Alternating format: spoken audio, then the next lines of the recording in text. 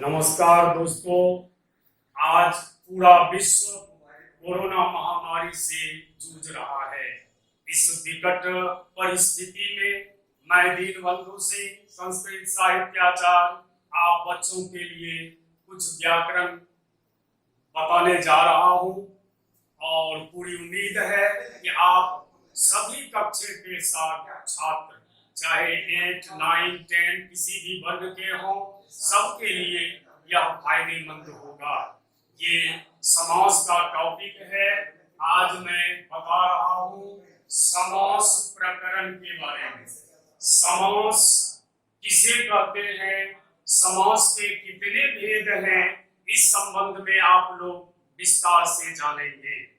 संस्कृत में समास की परिभाषा हम कर सकते हैं सम सनम समासम, अथवा अनेक पदानाम एक पदी भवनम समासम।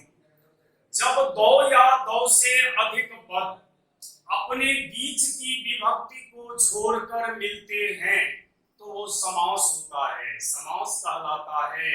समास का शाब्दिक अर्थ है संक्षेप करना। तो यहाँ दो या दो से अधिक पद जब अपने बीच की विभक्ति को छोड़कर आपस में मिलते हैं तो वह समास कहलाता है। यहाँ हम उदाहरण देखें, जैसे यथाशक्ति। यहाँ पर दो पद हैं। पहला पद है यथा, यथा पूर्व पद में है और शक्ति उत्तर पद में।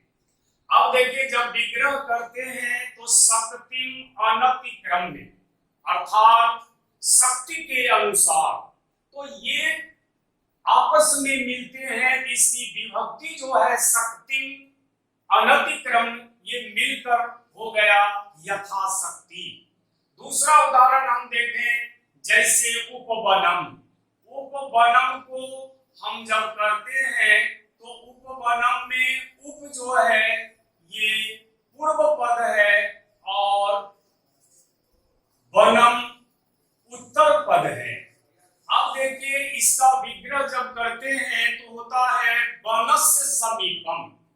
तो इस तरह से दो या दो से अधिक पद आपस में जब मिलते हैं तो उसके बीच की विभक्ति का लोप हो जाता है। इसको हम संस्कृत से हिंदी में भी अगर करना चाहें तो ये व्याकरण जो है हिंदी संस्कृत दोनों में एक रूप में ही हम करके आगे बढ़ सकते हैं। जैसे हम कहते हैं राजा का पुत्र। राजा का पुत्र जब आपस में इसको मिलाए तो हो गया राजपुत्र, अर्थात राजा का पुत्र। का चिन्ह का लोप हो गया। अब हम लोग इसके भेद के संबंध में देखें। समास के भेद में पहला हम लेते हैं पूर्व पदार्थ प्रधानो अव्ययी भाव। तो यहाँ पर आपको हम बताए कि यथा जो है ये पूर्व पद है, अर्थात जिस समास का पूर्व पद प्रधान होता है उसे अव्ययी भाव समास कहते हैं। यहाँ पर अव्ययी भाव समास में पूर्व पद जो है अव्यय होता है, अव्यय भी होता है। यहाँ पर हम देखते हैं यथा पूर्व पद में है और शक्ति उत्तर पद में है। तो यहाँ दोनों को मिला करके हम किए यथा शक्ति। इसका जब विग्रह किए तो गया शक्ति अनतिक्रम में, अर्थात जिस समास का पूर्व पद प्रधान हो, पूर्व पदार्थ प्रधानो अव्ययी भाव, अर्थात जिस समास का पूर्व पद का अर्थ प्रधान हो उसे अव्ययी भाव समास कहते हैं। ऐसे शक्ति कहने से सिर्फ बल का बोध होता है, शक्ति का, ताकत का बोध होता है, लेकिन यथा जुड़ जाने के बाद ताकत का नियंत्रण हो गया शक्ति के अनुसार, इसलिए यह हो गया अव्ययी भाव समास। तो पहला ये हुआ, जिस समास के पूर्व पद का अर्थ प्रधान हो उसे अव्ययी भाव समास कहते हैं। दूसरा में उत्तर पदार्थ प्रधान तत्पुरुष। आपको इसी में हम दिखाए हैं यथाशक्ति में यथा पूर्व पद है और शक्ति जो है उत्तर पद है। तो यहाँ पर उत्तर पद जिसका प्रधान हो, अर्थात जिसका बाद वाला पद प्रधान हो, जिस समास का उत्तर पद प्रधान होता है वो तत्पुरुष समास होता है। इसका हम दूसरा भी उदाहरण ले सकते हैं, जैसे राजमाता। तो राजमाता में राज्ञ माता, राजा की माता, राजपुत्र, राज्ञ पुत्र। तो राजा की माँ है, राजा का पुत्र है, तो पुत्र की प्रधानता है, माता की प्रधानता है, इसलिए यह तत्पुरुष समास हुआ। तो इसी तरह से हम अब आगे देखते हैं दूसरा हुआ तत्पुरुष का। तीसरा है चा अर्थे द्वंद्व। चा अर्थे द्वंद्व का अर्थ होता है कि चौ के अर्थ में, चौ का अर्थ होता है और, चौ के अर्थ में जब दो पदों को और से जोड़ा जाए, यानी चौ से जोड़ा जाए, दो पदों के बीच जब चौ आ जाए तो वो द्वंद्व समास होता है। अर्थात द्वंद्व समास में दोनों पद की प्रधानता होती है। इसके दोनों पद प्रधान होते हैं, जैसे राम लक्ष्मणो, रामः च लक्ष्मणः च। जितना महत्व राम का उतना ही लक्ष्मण का।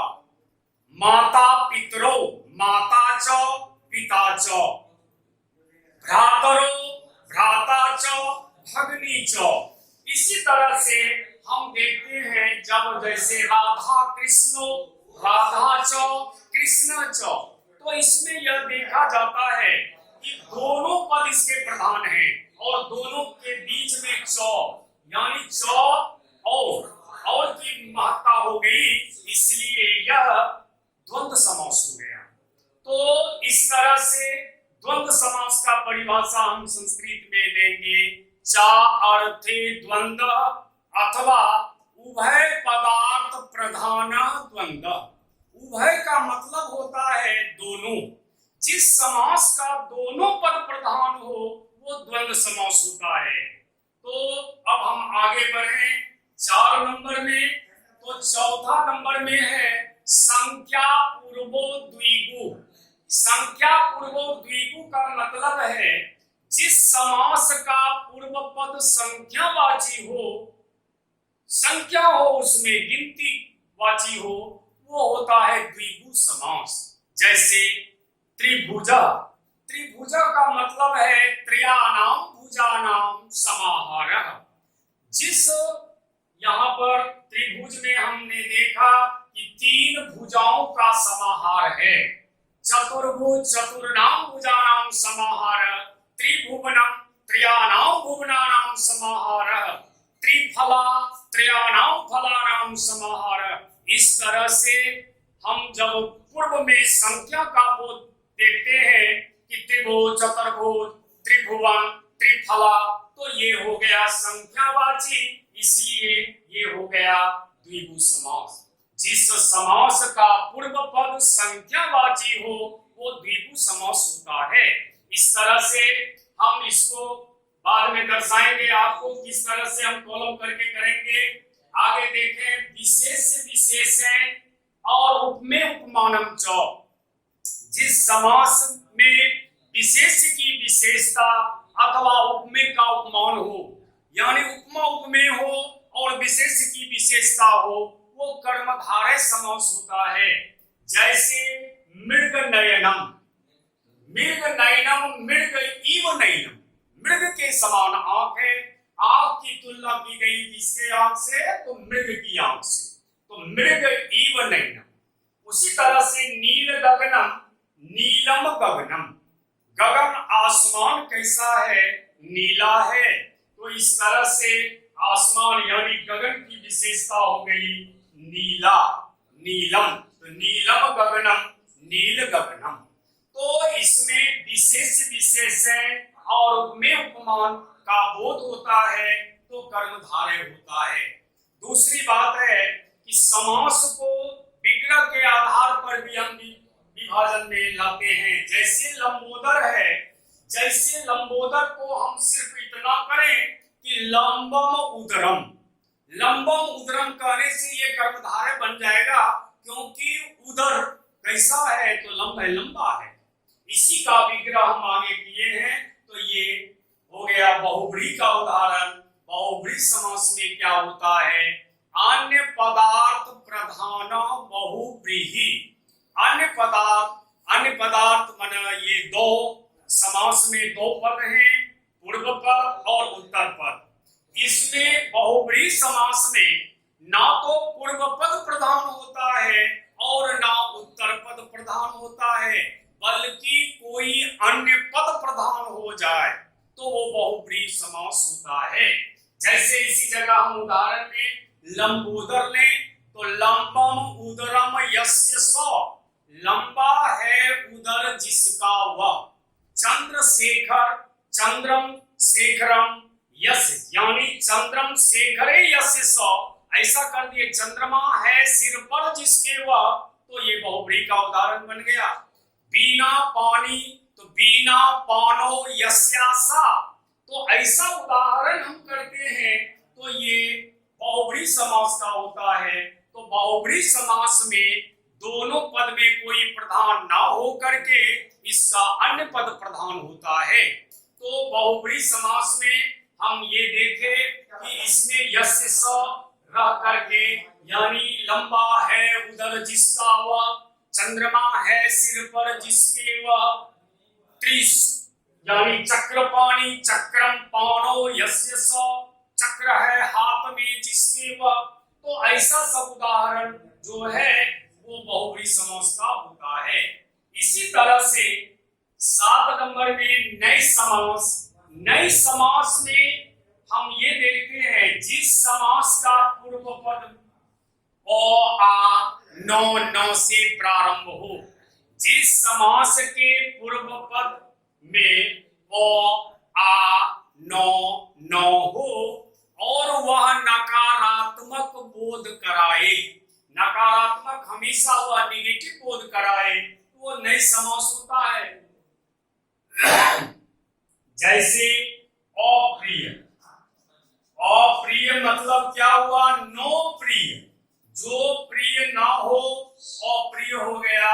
और असत्यम नौ सत्यम, तो इस तरह से जब नकारात्मक अर्थ का बोध होगा तो वो नए समास होगा।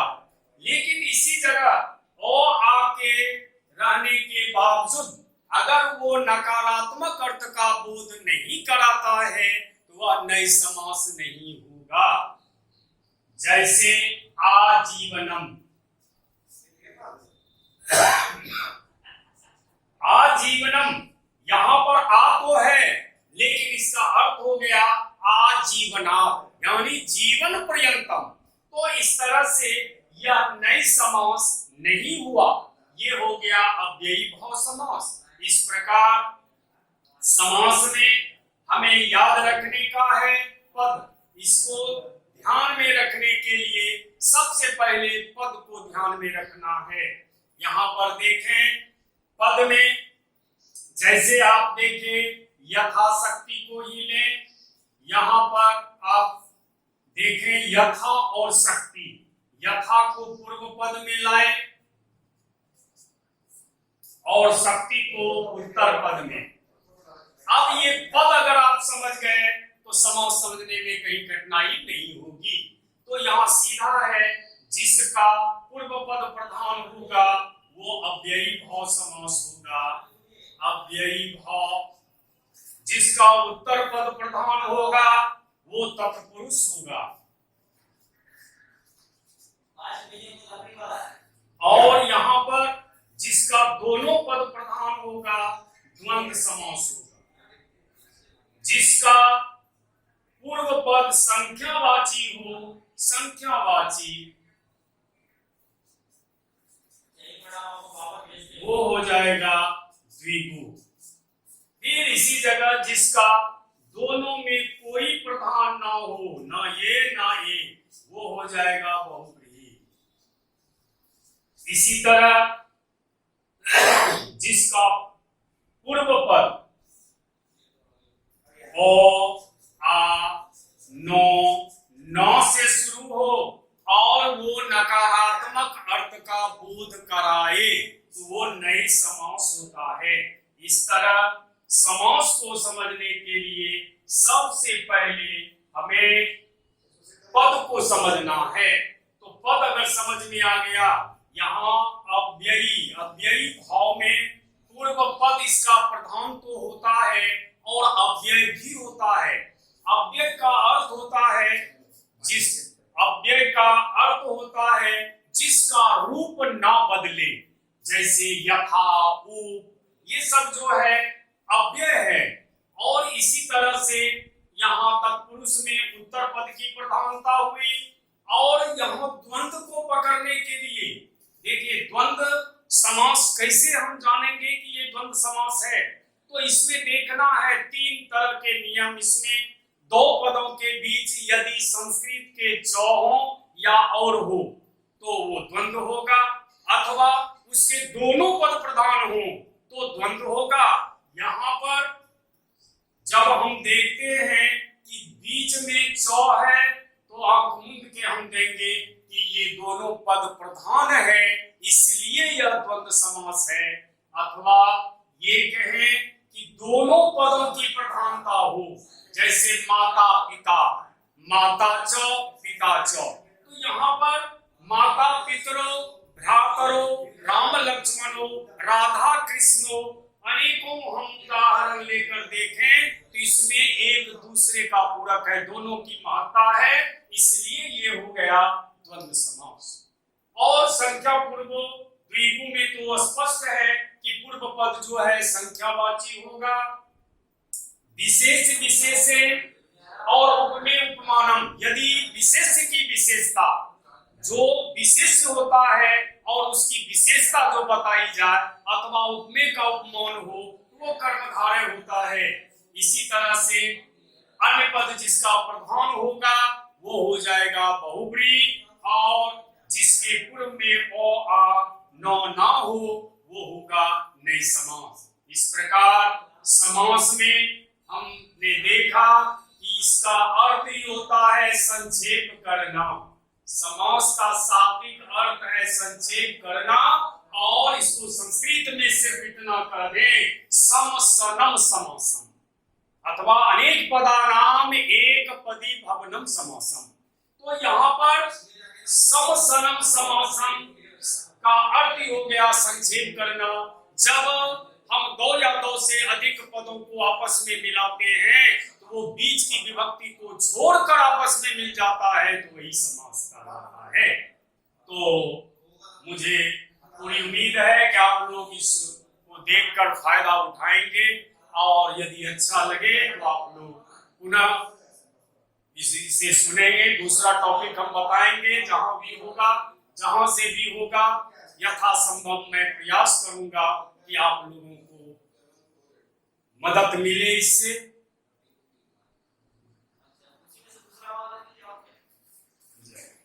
क्या आपने मोटा ही हो गया ना। दूसरा स्टॉप 5 मिनट के बीच मिनट का हुआ है, ये आपका पक्का इसको स्टॉप कर लो।